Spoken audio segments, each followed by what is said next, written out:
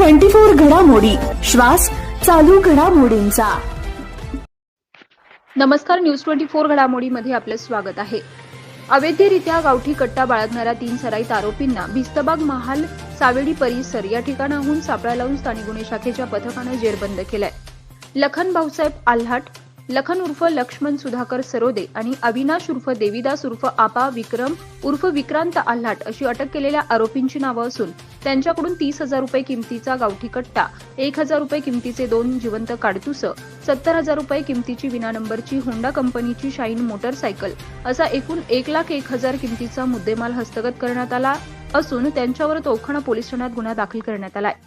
ही कारवाई पोलीस अधीक्षक Rakesh Ola, upper police अधीक्षक प्रशांत खैरे, उपविभागीय पोलीस अधिकारी अमोल भारती यांच्या सूचना आणि मार्गदर्शनाखाली गुन्हे शाखेच्या पथकाने केली आहे। लोकसभा निवडणुकीच्या अनुषंगाने स्थानिक गुन्हे शाखा तसेच जिल्ह्यातील इतर पोलीस स्टेशन यांनी अवैध शस्त्र जप्तीची मोहीम राबवलेली आहे। त्यासंबंधी जिल्ह्याचे पोलीस अधीक्षक श्री राकेश ओला साहेब यांनी सर्वांना आदेश दिले आहेत।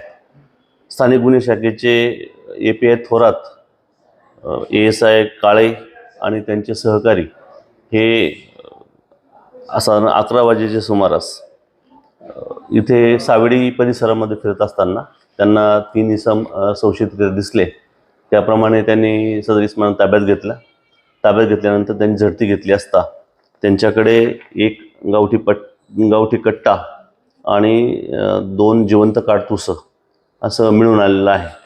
त्याप्रमाणे स्थानिक गुन्हे शाखेच्या अधिकारी कर्मचाऱ्यांनी सदर इसम लखन भाऊसाहेब आल्हाट, लखन सरोदे, अविनाश देवीदास आल्हाट सर्व राहणार मोरया चिंचोरे तालुका नेवासा यांना पथकाने ताब्यात घेतलेलं आहे। सहचे इसम हे रेकॉर्डवरील गुन्हेगार आहेत। यापुढेही अवैध शस्त्रांविरुद्धची मोहीम ही याच प्रकारे राबवली जाणार आहे। प्रतिनिधी स्वामी गोसावी, न्यूज 24 घडामोडी, अहमदनगर।